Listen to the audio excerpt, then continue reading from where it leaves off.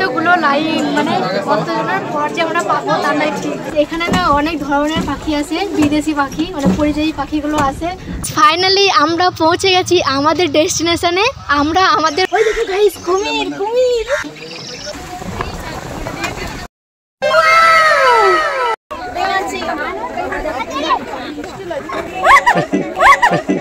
যা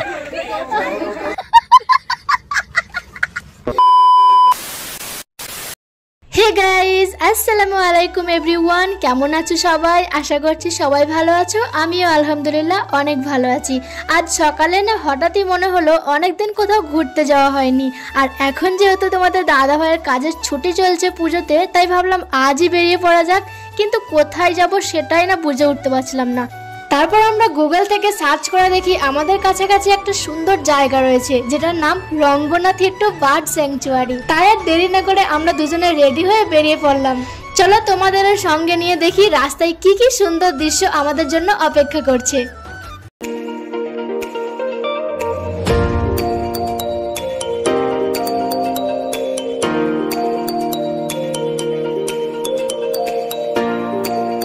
ফাইনালি অনেকগুলো রাস্তা পেরিয়ে আমরা এখন মেন রাস্তায় চলে এসেছি, মানে রঙ্গনাথিট্টুর দিকে যে রোডটা গেছে ঠিক সেই রাস্তাতেই আমরা এখন। প্রথমেই চোখে পড়লো একটা সুন্দর গেট, তাতে নানা রঙের পাখির ডিজাইন করা, আর এই গেটের পাশ দিয়েই ধীরে ধীরে বইছে একটা ছোট্ট নালা, দেখতে সত্যি দারুণ লাগছে। এরপর আমরা ভিতরের দিকে প্রবেশ করতে দেখি অনেক গাড়ি দাঁড়িয়ে আছে, আর এখানে দুইজন পুলিশও ছিল। তারা আর কি গাড়ি পার্কিং এর জন্য এক্সট্রা টাকা নিচ্ছিল। আমাদের যেহেতু বাইক ছিল তাই আমাদের কাছে 20 টাকা নিয়েছিল, আর যারা 4 চাকা নিয়ে যাচ্ছিল তাদের কাছে 60 টাকা করে নিচ্ছিল। তো গাইজ ফাইনালি আমরা পৌঁছে গেছি আমাদের ডেস্টিনেশনে। আমরা আমাদের রুম থেকে প্রায় 55 কিলোমিটার অতিক্রম করে এই জায়গাটাতে চলে এসেছি। আর এটা কিন্তু এখানে কিন্তু অনেক সুন্দর সুন্দর পাখি আছে, কুমির আছে। এই জায়গাটা আমরা গুগল থেকে সার্চ করে এসেছি, আর এখানে আদৌ পাখি বা কুমির এসব কিছু আছে নাকি দেখবো। চলো আমরা এখন পৌঁছে গেছি পার্কিংয়ে, এখানে গাড়িটা আমাদের পার্কিং করলাম। এবার চলো ভিতরে পৌঁছাবো আর সেখানে দেখবো চলো কি কি আছে। চলো দেখা যাক। প্রথমে ঢুকতে আমরা সোজা দেখতে পেলাম টিকিট কাউন্টার রয়েছে, কিন্তু টিকিট কাউন্টারে যাওয়ার আগে আমরা এখানে একটা ওয়েলকাম বোর্ডের ছবি দেখতে পেয়ে গেলাম। এটা আর কি এই ফুল জায়গাটার একটা ছবি বা ম্যাপ। এই জায়গাটাতে কোথায় কি আছে সব এই ম্যাপটার মধ্যেই দেওয়া আছে। আর তার পাশেই রয়েছে আরো একটা বোর্ড, এখানে সব টিকিটের মূল্যগুলো লেখা রয়েছে। আর এই টিকিট কাউন্টারের ঠিক পাশেই ছিল এই জায়গাটা, যেখানে লেখা রয়েছে আই লাভ রঙ্গনাথিট্টু। এই জায়গাটা খুব সুন্দর লাগছিল, তাই এখানে আমি বসে কিছু ফটো তুলে নিলাম।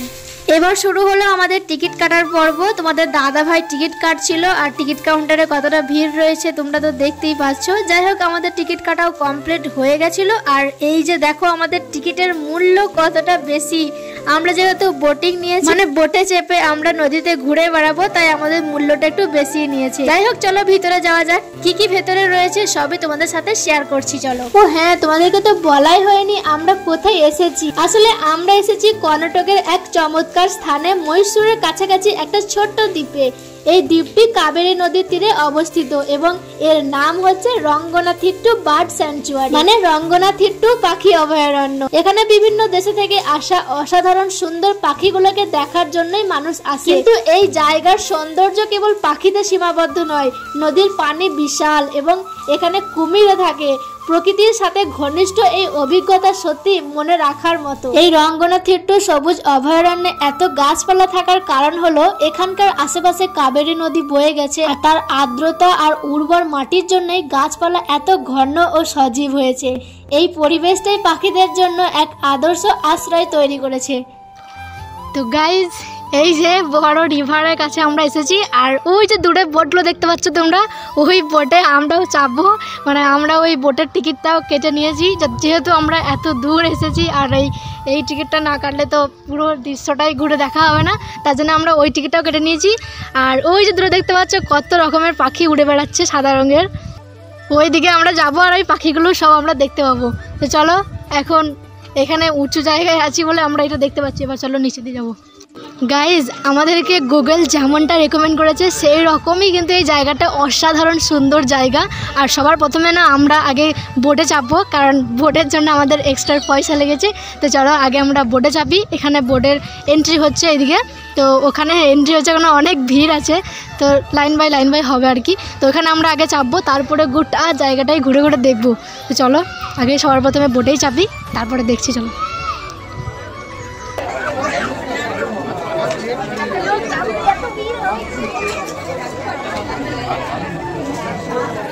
এতগুলো লাইন, মানে কতজনের পর যে আমরা পাবো তা নাই ঠিক।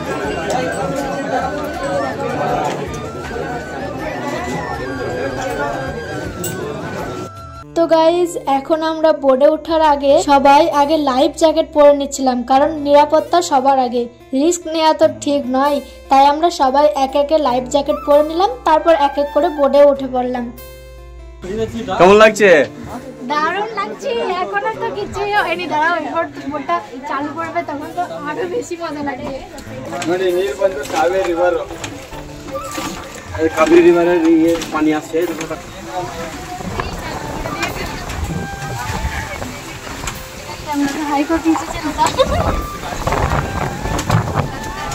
কাবেরী রিভারের পানি, এটা কাবেরী নদী না, কাবেরী নদী, কাবেরী নদীর পানি আসছে এদিকে।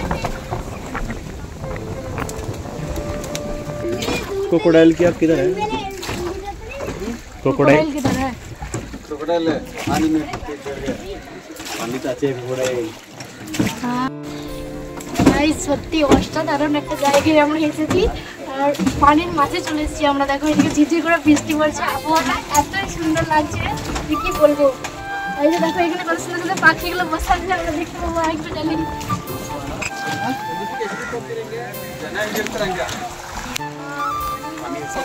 তোমার কেমন লাগছে বোটে চেপে? সুপার সুপার সুপার, অসাধারণ নাকি? আমাদের আশা এখানে সত্যি সার্থক হলো। এই যে পাখি একটা।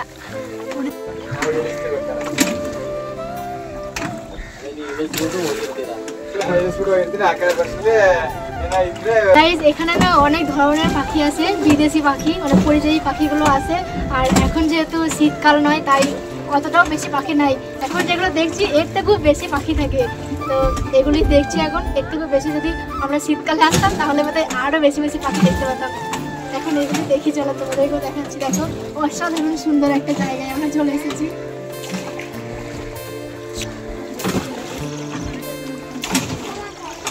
ওই দেখো গাইস, কুমির কুমির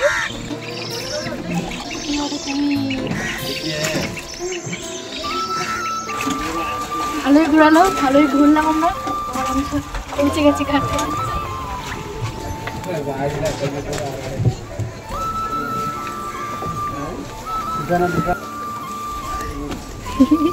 চলো এবার। তো গাইস আমাদেরকে বোটে ভালোই ঘোরালো, ভালোই ঘুরলাম। অনেক কিছু সব দেখার জিনিস ছিল, মানে পাখি কুমির সবই আমরা দেখলাম। বেশ ভালোই, অসাধারণ ঠান্ডা ঠান্ডা আবহাওয়াতে বেশ ভালোই লাগলো ঘুরতে।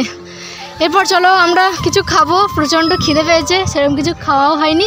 আগে খাওয়া দাওয়াটা করি, তারপরে দেখি আরও কী কী জিনিস এখানে ঘোরার আছে, সেগুলো আবার ঘুরবো। চলো আগে খাওয়া দাওয়াটা করি, তারপর দেখা যাক। খিদে পেয়েছে, আইসক্রিম খেয়ে কি আর পেট ভরবে? আইসক্রিম খাই।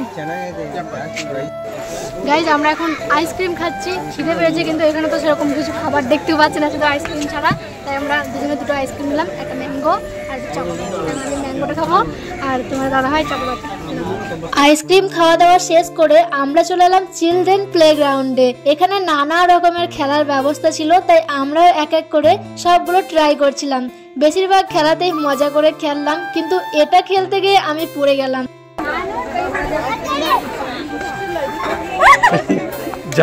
তারপর তোমাদের দাদা ভাইও খেলাটা খেললো, আর সে কিন্তু একদম সাকসেসফুলি পার করে ফেললো। এরপর আরো কিছু গেম ট্রাই করলাম, সব মিলিয়ে বেশ মজাই হলো। এখানে যতগুলো গেম ছিল প্রায় সবগুলোই আমরা খেলে নিলাম, আর এরপরই আমাদের ঘোরাফেরাও সম্পূর্ণ হয়ে গেল।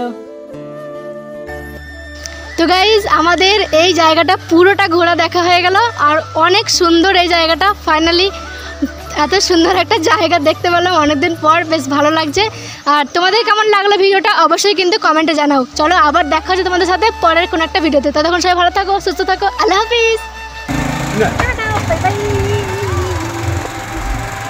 এখন বাই বাই।